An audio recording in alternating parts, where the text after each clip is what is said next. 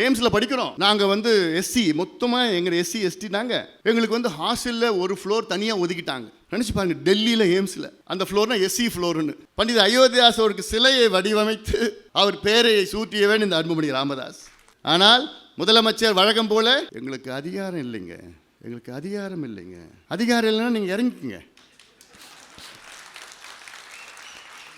அப்புறம் கூட்டாட்சி, எங்களுக்கு அதிகாரம் இருக்கிற அதிகாரத்தை நீங்கள் கொடுத்துட்டு போகிறீங்க. எல்லாத்துக்கும் மத்திய அரசு எதிர்க்கிறீங்கல்ல. அதிகாரம் வைத்துக்கொண்டு ஏன் ஒரு 2 மாதம் 3 மாதம் ஆக போது ஒரு 300-400-500 கோடி செலவாக போது கணக்கெடுப்பு நடத்துவதற்கு நிதியும் இருக்குது, ஆளும் இருக்கிறாங்க, எல்லாம் அதிகாரமும் இருக்குது. கையெழுத்து போடணும், அவ்வளோதான். அந்த கையெழுத்தை போடுகின்ற மனது வரலையே. ஏன் வரல? என்ன காரணம்? என்ன காரணம்? காரணம் சொல்லுங்க. தமிழக மக்கள் முட்டாள்கள் கிடையாது, தெளிவானவர்கள். உங்களுடைய பொய்யெல்லாம் பார்த்து தான் இருக்கிறாங்க. ஏன்னா இது எங்களுடைய அதாவது சமூக நீதி பிரச்சனை. சமூக நீதி பிரச்சனை என்றால் இங்கே அடித்தளத்தில் பாதாளத்தில் இருக்கின்ற இங்கே இளைஞர்களுக்கு படிப்பு பிரச்சனை, வேலைவாய்ப்பு பிரச்சனை. இது படிப்பும் வேலைவாய்ப்பு இல்லாததான் இன்றைக்கி வட தமிழ்நாட்டில் பார்த்தீங்கன்னா அவன் மது விற்பனை அதிகமாக குடிச்சிக்கிட்டு அது இது பண்ணிட்டு கஞ்சா என்னென்னமோ போயிட்டு இருக்கிறான். ஏன்? அவனுக்கு ஒரு வேலையை கொடு, படிப்பு வேலையை கொடுத்தனா அவன் மாட்டும் சுயமரியாதையுடன் மான மரியாதையுடன் வாழ்ந்து கொண்டு இருப்பான். உங்களுக்கு என்ன? இந்த சமுதாயம் ஓட்டு போடணும், படிக்கக்கூடாது, அப்படியே இருக்கணும், குடிச்சு அப்படியே குடியாரனா தேர்தல் நேரத்தில் நீங்கள் போட்ட இது ஓட்டு போடணும். வன்னிய சமுதாயம் மட்டுமில்லை, பட்டியலின சமுதாயம் அதே நிலையெல்லாம் வைத்துக் கொண்டிருக்கின்றார்கள்.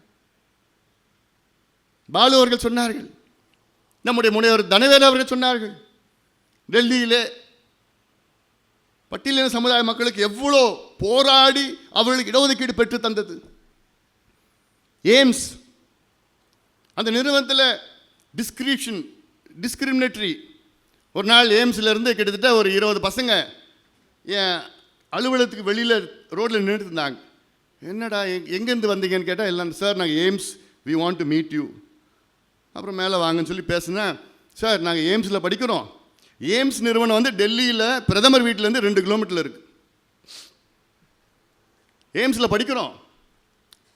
நாங்கள் எஸ்சி, மொத்தமாக எங்கள் எஸ்சி எஸ்டி நாங்கள். எங்களுக்கு ஹாஸ்டலில் ஒரு ஃப்ளோர் தனியாக ஒதுக்கிட்டாங்க. நினச்சி பாருங்க, டெல்லியில் எய்ம்ஸில் அந்த ஃப்ளோர்னா எஸ்சி ஃப்ளோருன்னு. மெஸ்ஸில் தனி டேபிள், எங்களுக்கு ஒரு 3 டேபிள் சாப்பிட்றது எங்களுக்கு மட்டும் ஒதுக்கிட்டாங்க. கேம்ஸ் விளையாடினா பாஸ்கெட் பால்லையும் கிரிக்கெட்லையும் எங்களை சேர்த்துக்க மாட்டாங்க. நாங்கள் வாலிபாலும் ஃபுட்பாலும் மட்டும்தான் ஆட முடியும். நாங்கள் படிக்கிறப்போ எங்களை ரெட்டில் மார்க் பண்ணுவாங்க எக்ஸாமில். இது எங்கே நடந்தது? டெல்லியில் இந்தியாவில் தலை சிறந்த மருத்துவ நிறுவனம், ஆராய்ச்சி நிறுவனம் AIIMS, All India Institute of Medical Science. இந்த பிள்ளைங்களாம் எனக்கு அதிர்ந்து போனேன், அதிர்ச்சி எனக்கு. நம்முடைய தனவேலு அவர் கூட இருந்தார். என்ன நடக்குதுங்க கேட்டேன் நான். இல்லைங்க சார், இது ஒரு விசாரணை குழுன்னு சொல்லிட்டு. அப்போ சுக்தேவ் தோராட், யூஜிசி சேர்மன், இங்கே நம்முடைய rainy hospital CSI doctor Shyam Prasad அவரையும், அதன் பிறகு டிஜிஹெச்எஸ் அவர் 3 பேரையும் ஒரு குழு போட்டு, நீங்கள் எய்ம்ஸில் மட்டும் இல்லை, இந்தியாவில் உள்ள அனைத்து நிறுவனங்களுக்கும் போய் எனக்கு ஒரு ரெக்கமெண்டேஷன் கொடுங்க. இந்தியாவில் எல்லா நிறுவனத்துக்கும் போனாங்க, எனக்கு ரெக்கமெண்டேஷன் கொடுத்தாங்க. இந்த ரெக்கமெண்டேஷன் வாங்கிட்டு இதை நடைமுறைப்படுத்தியவன் இந்த அன்புமணி ராமதாஸ். சும்மா பேப்பரில் வச்சிடல, நான் நடைமுறைப்படுத்தினேன். நான் எல்லா நிறுவனத்துக்கும் நடைமுறைப்படுத்தினேன். நான் இப்படியெல்லாம் இங்கே தாம்பரத்தில் தேசிய சித்த மையம், நேஷனல் இன்ஸ்டியூட் ஆஃப் சித்தா, இதில் பண்டிதர் அயோத்தியதாஸ் அவர் பேர் வைக்கணும். ஒரு கோரிக்கை, ஆழமான கோரிக்கை, நியாயமான கோரிக்கை. இதுக்கு முன்பு வச்சு பார்த்தார்கள், யாரும் வைக்கல. உடனடியாக இதுவும் மருத்துவர் ஐயா அவர்கள் என்னை வலியுறுத்தி, ஏன்னா நான் அமைச்சராக இருந்த நேரத்தில் 5 ஆண்டு காலத்தில் எந்த நிறுவனத்திற்கும் ஒரு தனிப்பட்ட பேர் நான் வைக்கல. அது நான் ரொம்ப உறுதியாக இருந்தேன், யார் பேரும் வைக்கக்கூடாது. ஆனால் ஒன்று மட்டும்தான் ஐயா சொன்னார், இல்லை இது வச்சு தான் ஆகணும், அழுத்தம் கொடுத்தார். அதுக்கு பிறகு பண்டிதர் அயோத்தியதாஸ் மருத்துவமனை என்று அந்த மருத்துவமனைக்கு பெயர் வைத்து அதற்கு ராம்விலாஸ் பாஸ்வான் மத்திய அமைச்சரை அழைத்து அதே மேடையில் விடுதலை சிறுத்தை கட்சியின் தலைவர் தொல் திருமாவளவன் அவர்களை அதே மேடையில் அழைத்து, பண்டித அயோத்திதாஸ் அவருடைய குடும்பத்தினர் எல்லாம் அங்கே மேடையில் அழைத்து, பண்டித அயோத்திதாஸ் அவருக்கு சிலையை வடிவமைத்து அவர் பெயரை சூட்டியவன் இந்த அன்புமணி ராமதாஸ். இன்னும் எவ்வளோ செய்தோம். இதற்காகத்தான் அன்றைய நேஷனல் SC/ST கமிஷனுடைய சேர்மன் பூட்டா சிங் அவர்கள், பாலு அவர்கள் சொன்னது போல் இதே மேடையில் இந்த நடக்குதில்ல, இந்த ஹாலில் இதே மேடையில் தான் எனக்கு பாராட்டு விழா 32 பட்டியலின சமுதாயத்தை சார்ந்த தலைவர்கள் எல்லாமே வந்து எனக்கு பாராட்டு விழா கொடுத்தார்கள். அதில் பெருசாக கிரீடெல்லாம் வச்சு கொடுத்து பூட்டா சிங் அவர்கள் பேசுகிறார்கள் அந்த மேடையில், after doctor Ambedkar, doctor Anbumani has done the maximum for the Dalit people of India. அம்பேத்கருக்கு பிறகு அன்புமணி தான் அதிகமாக செய்திருக்கிறார் என்று நான் இல்லை, மருத்துவர் ஐயா அவர்கள் தான். இதெல்லாம் நம்முடைய வரலாறு. சரி, இது பின்னாடி திருப்பி திருப்பி கடந்த காலத்தை பற்றி பேசுவானா? வருங்காலம் என்ன செய்யணும்? முதலமைச்சர் அவர்கள் உடனடியாக தமிழ்நாட்டில் சாதிவாரி கணக்கெடுப்பு சர்வே நடத்துங்கள்,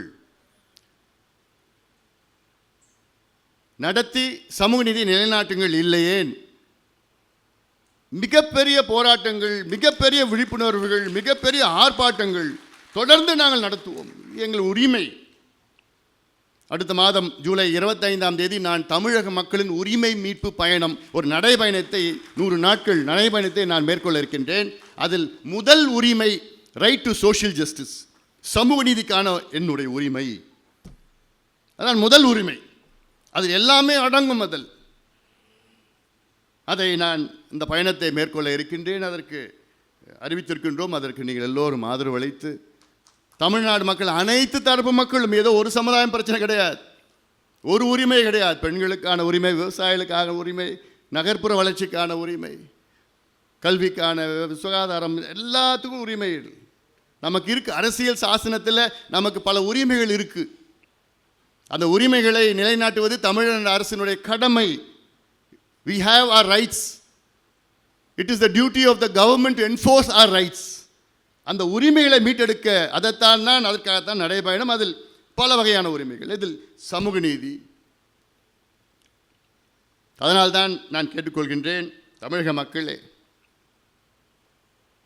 அதிகாரம் என்னவென்று தெரியாதவர்கள் ஆண்டு கொண்டிருக்கின்றார்கள், சமூக நீதி என்னவென்று தெரியாதவர்கள் ஆண்டு கொண்டிருக்கின்றார்கள், விவரம் தெரியாதவர்கள் எல்லாம் ஆண்டு கொண்டிருக்கின்றார்கள். விவரம் தெரிந்தவர்களை அடுத்த தேர்தலில் கொண்டு வாருங்கள், எங்களை போன்றவர்களை கொண்டு வாருங்கள். உங்களுக்கு செய்ய நாங்கள் காத்து கொண்டிருக்கின்றோம். அவ்வளோ எங்களுக்கு தெரியும்.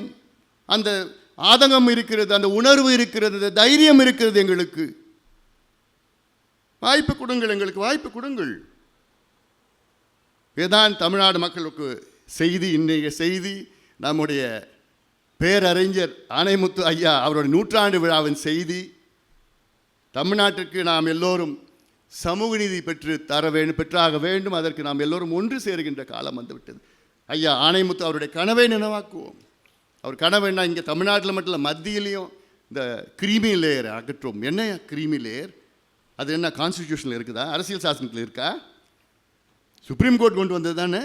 எதுக்கு கொண்டு வந்தாங்க? பொறாமையில் கொண்டு வந்தது. வேறு காரணம் எனக்கு தெரியல. அதை வச்சுட்டு என்ன பண்ண போய் என்ன நம்ம பாவப்பட்ட மக்களா? இன்னும் 8 லட்சம் ரூபாய், அதே 5 லட்சம் ரூபான்னு பரிந்துரை கொடுத்துருக்குறாங்க. அதையும் மத்திய அரசு கொண்டு வர மாட்டேன், அதையும் சண்டை போட்டுட்டு இருக்கிறோம்.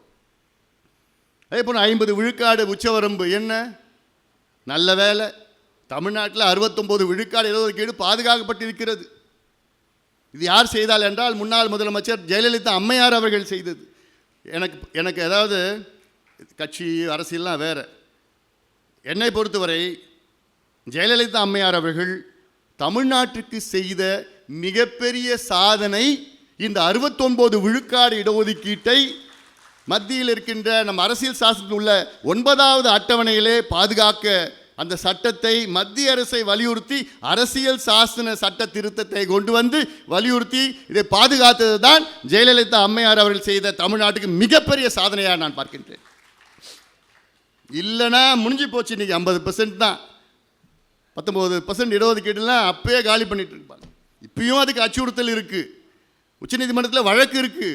அது என்னைக்கு வேணால் வரும், கத்தி தொங்கிட்டு இருக்குது அங்கே.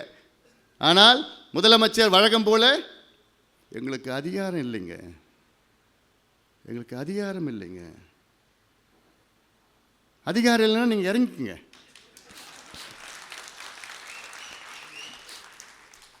நாங்கள் பார்த்துக்குறோம். எவ்வளோ காலமாக ஏமாற்றுவீங்க நீங்கள்? சரி, இது அரசியல் மேடை கிடையாது. அந்த வகையில் வழக்கறிஞர் சமூக நீதி பேரவையில் உள்ள அத்துணை உறுப்பினர்களுக்கும், இங்கே பாட்டாளி கட்சியில் உள்ள அத்துணை நம்முடைய மாவட்ட ஒன்றிய கிழக்கில் இந்த நிர்வாகிகள் அத்தனை பேரும், ஏன்னா இந்த விழாவை இன்னும் பெரிய அளவில் நடத்த வேண்டும் என்று ஆசை. அதாவது இந்த விழா நடத்த வேண்டும் என்று சமீபத்தில் நடந்த வன்னிய சங்கம் மாநாட்டிற்கு ஒரு மாதத்திற்கு முன்பாகவே முடிவு செய்யப்பட்டது. ஒரு மாதத்திற்கு முன்பாகவே. ஏன்னா திடீர்னு எதுவும் நடத்தணும்னு நடத்தலை. 2 மாதங்கள் 2.5 மாதங்களுக்கு முன்பாகவே சரி மாநாடுக்கு பிறகு 21ஆம் தேதி ஜூன் மாதம் நம்முடைய ஐயா ஆணைமுத்து அவர்களுக்கு 100ஆண்டு விழா. அதுக்கு பிறகு அடுத்தடுத்த வேலை திட்டங்கள்லாம் எல்லாம் நம்ம திட்டமிட்டு இருந்தோம். இடையில் கொஞ்சம் அப்படிலாம் நடந்துட்டு இருக்குது. அதெல்லாம் எல்லாம் சரியாயிடும், பார்த்துக்கலாம், எல்லாம் நம்ம பார்க்கலாம். நம்ம நோக்கம், ஐயா அவர்கள் நமக்கு பல பாடங்களை கற்றுக் கொடுத்தார் சமூக நீதி அடிப்படையில். அந்த பாடங்களை எல்லாம் நாம் கற்றுக்கொண்ட அந்த பாடங்களை எல்லாம் நிலைநாட்டுவோம். அதிகாரத்துக்கு வந்து, அதிகாரம்னா ஏதோ நான் இது ஆகணும், அது சிஎம் அமைச்சர்லாம் அதெல்லாம் அந்த கனவுலாம் எனக்கு இல்லை. எனக்கு இந்த சமூக நீதி பெறணும், கல்வியை சீர்திருத்தங்கள் செய்யணும், சுகாதாரத்துறையை சுத்தப்படுத்தணும், விவசாயிகள் மகிழ்ச்சியாக இருக்க வேண்டும், நீர் மேலாண்மை திட்டங்கள் ஒவ்வொன்றாக செயல்படுத்தணும். காலநிலை மாற்றம், பருவநிலை மாற்றத்தால் வருகின்ற தலைமுறைகளுக்கு மிகப்பெரிய பாதிப்பு காத்து கொண்டிருக்கிறது. இதையெல்லாம் தொழில் புரட்சியை செய்ய வேண்டும், இதெல்லாம் வேளாண் புரட்சி, இதெல்லாம் செய்யணும்னு எனக்கு ஆதங்கம் இருக்குது. அதற்கு தமிழ்நாடு மக்கள் ஒரு வாய்ப்புனா சும்மா நான் கேட்கறது இதெல்லாம் இல்லை, ஒரு மிகப்பெரிய அளவில் எல்லாம் ஒன்று சேர்ந்து நிச்சயமாக தகுதியானவர்களுக்கு வாய்ப்பு கொடுங்கள் என்று இந்த நேரத்தில் கேட்டுக்கொண்டு, பாலு உள்ளிட்ட அனைவருக்கும், மேடையில் இருக்கின்ற அத்துணை சொந்தங்களுக்கும் தலைவர்களுக்கும் என்னுடைய நன்றி கலந்த நன்றிகளை தெரிவித்து, இங்கு வருகை இருந்திருக்கிற அத்தனை பேருக்கும் நன்றியை தெரிவித்து அமர்கின்றேன். வணக்கம்.